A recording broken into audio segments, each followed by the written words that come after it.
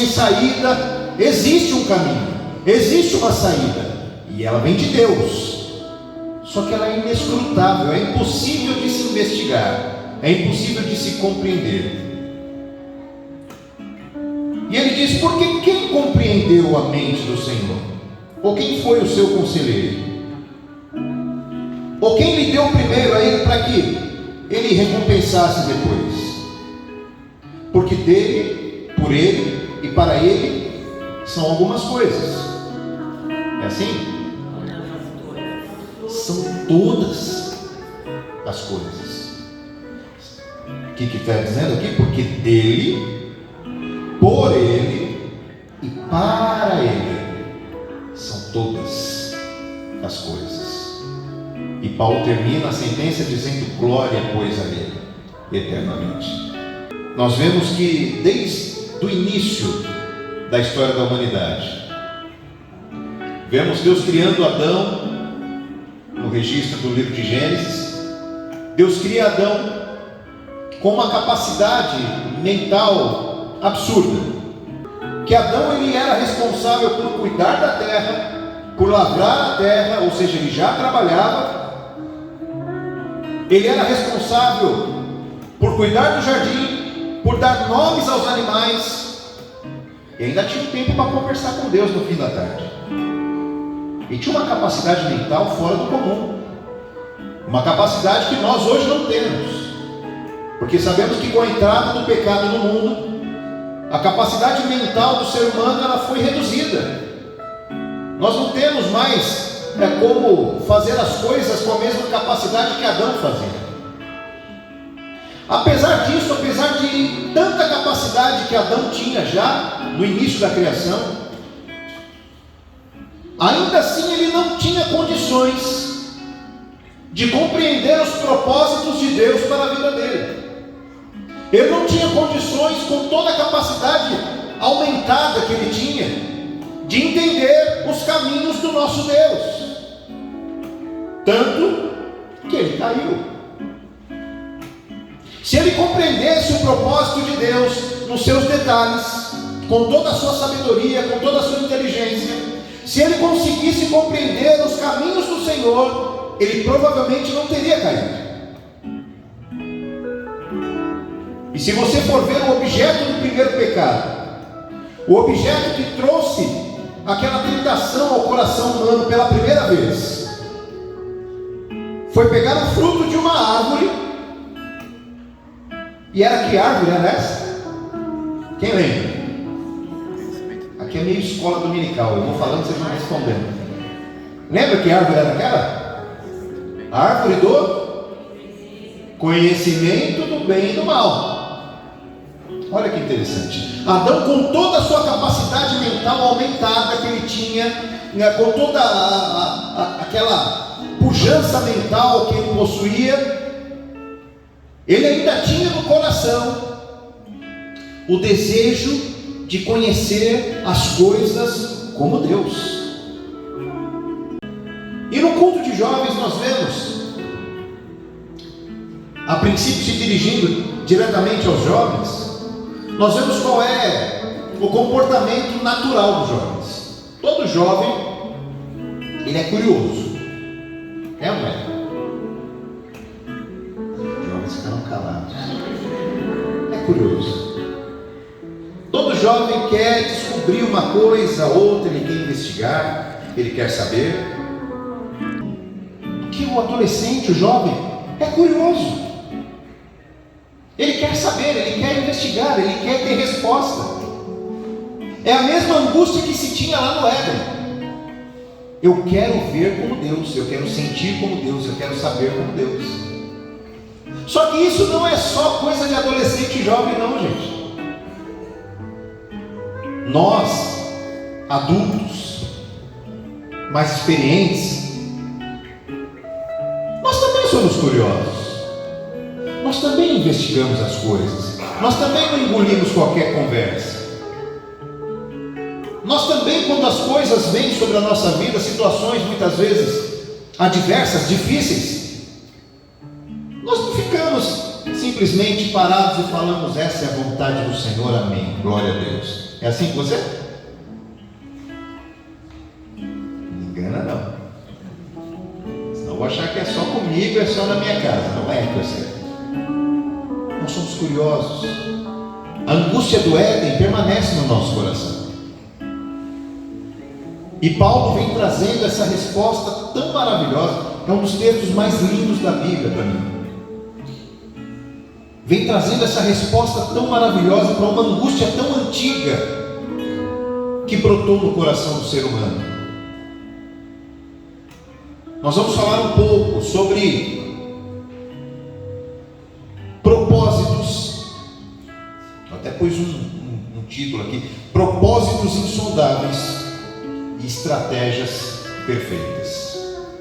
Porque para todo propósito de Deus existe uma estratégia de abordagem.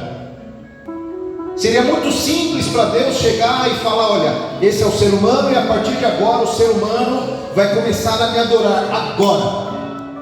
E todo mundo ia começar: glória a Deus, aleluia, glória a Deus, aleluia, glória a Deus, aleluia. E quem ia resistir? Ninguém, porque a palavra saiu da boca dele e já era. Ninguém resiste a uma palavra de Deus. Mas Deus não quer robôs. Ao contrário de um empresário famoso, bilionário do mundo aí, Deus não quer robôs. Deus quer adoração consciente. Deus quer corações abertos. Deus quer convicção. Deus quer proximidade. Deus quer relacionamento. Aleluia. Porque se eu vejo a falta de resposta para essa questão, e se eu quiser penetrar a mente do Senhor, e se eu quiser entender as coisas como Ele entende, e vou me frustrar, com certeza, se essa frustração vai me provocar alegria ou tristeza, se ela vai me provocar mais fé ou menos fé. Porque muitos entenderam que Deus tinha um propósito, muitos até entenderam que faziam parte do propósito, mas não entenderam qual era o propósito e nem qual a sua função. Olha para Sansão. Sansão é um cara que veio para cumprir o propósito. Ele era uma estratégia de Deus contra os filisteus. Fez tudo o que era errado, tudo. Ele foi totalmente na contramão do que Deus tinha para ele. Só que Deus tinha um propósito e ele tinha uma estratégia. A estratégia era Sansão. Só que os planos de Sansão não estavam alinhados com os planos de Deus, de modo que a estratégia de Deus deu certo, o propósito de Deus foi cumprido, mas Sansão foi derrotado, se tornou um suicida, um homem bomba do seu tempo, porque não soube entender os propósitos e as estratégias de Deus, não soube se colocar na posição de servo, daquele que fala: Senhor, os planos são teus, os propósitos são teus, as estratégias são tuas, eu sou só um instrumento, faça o que o Senhor quiser, faça do seu jeito, eu me submeto, eu quero fazer a tua vontade, eu quero viver os teus propósitos. Se os teus propósitos não estiverem alinhados com os propósitos de Deus, os propósitos de Deus vão se cumprir à risca, porque eles não podem voltar atrás. Mas os seus, eu já não posso dizer o mesmo. Então é sobre isso que nós vamos falar. Por um lado nós temos Sansão, do outro nós temos o apóstolo Paulo. E eu quero trazer alguns exemplos bíblicos para você, para que a sua fé esteja alicerçada nessa verdade, de que apesar de eu não conseguir compreender a Deus na profundidade da sua mente, nos seus pensamentos, os planos dele são sempre maiores. E se eu me comportar como servo e me submeter à vontade soberana do Senhor, eu vou ter um final abençoado, diferente de Sansão, um final vitorioso. Eu vou estar entre os vitoriosos junto com Deus, porque o plano de Deus não é frustrado, mas o meu plano pode ser frustrado. E Deus usar ainda a minha vida para que o plano dele seja um sucesso.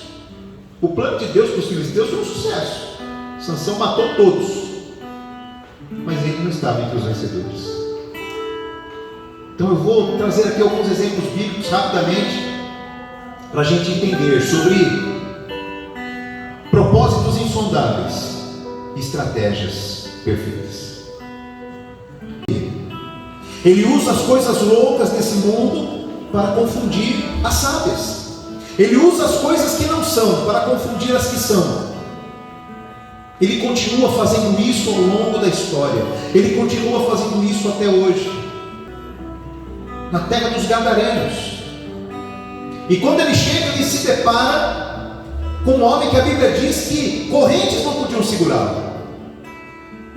Ele vivia nos sepulcros, vivia só curtindo aquele clima de morte, aquele clima gostoso de morte, só curtia aquilo. Você conhece gente assim? Gente que joga logo uma roupa preta, não posso nem falar nada. Joga logo uma roupa preta e se tranca no quarto e põe uma caveira ali na parede, porque o negócio é a morte. Uma morte. A morte está em alta, né? Lá em Gadara tinha um sujeito assim.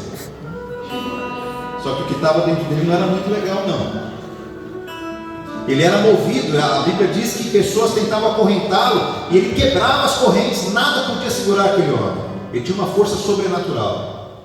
E quando Jesus chega, aquele homem vai até Jesus. Ele fala: Jesus, você veio me atormentar antes da hora. Peço que não me atormentes. Está em Marcos capítulo 5. Peço que não me atormentes, Jesus. Ele pergunta: qual é o teu nome? E aquele espírito que está naquele homem diz: meu nome é Legião, porque somos muitos. Quando ele diz meu nome é Legião, é o mesmo que ele dizer: eu não posso falar todos os nomes, senão nós vamos ficar aqui até 2025. É muito nome. Então eu vou falar Legião, para você ter uma ideia. Porque naquela época se sabia que a legião romana, a legião dos soldados romanos, estava entre um número de 5 a 6 mil soldados. Logo, aquele homem estava possesso por uma quantidade de demônios que variava entre 5 e 6 mil. Era muito demônio num homem só. Então Jesus pega e repreende aqueles espíritos, e eles vão para uma manada de porcos que estavam ali, pastando, e os porcos se precipitam para o mar, morrem, e os donos dos porcos ficaram muito chateados, porque aquilo era o lucro deles, e quiseram mandar Jesus embora. Então Jesus, que tinha atravessado de barco para um campo, precisou voltar para outro, ou seja, Jesus só foi lá para aquilo. Só que aquilo era parte de uma estratégia perfeita de Deus para Gadara. De modo que o homem, quando estava já totalmente liberto, ele olhou para Jesus e falou: Jesus, deixa eu seguir o Senhor, eu quero seguir o Senhor. Jesus falou: não, porque você também é parte de uma estratégia. Volta lá e fala as maravilhas que o Senhor fez por você. Ele voltou e falou das maravilhas de Jesus, e foi um missionário de Cristo em Gadara, porque Deus tinha um propósito, e para cumprir o propósito ele usou uma estratégia aparentemente maluca, absurda, mas ele usou a estratégia perfeita. Propósito para cumprir em alguma área da sua vida, e ele está usando você como estratégia. Você é a estratégia de Deus para que se cumpra o propósito perfeito. Você não entende, você sofre porque dói, machuca, mas a estratégia de Deus é perfeita e ela vai ser cumprida até o fim. Agora você precisa saber em que lado você está. Você vai estar do lado de Sansão, ou você vai estar do lado do apóstolo Paulo, que vai dizer: olha, eu não entendo nada, eu estou sofrendo, está doendo, está machucando, mas eu olho para o céu e digo: glória, pois a Ele eternamente.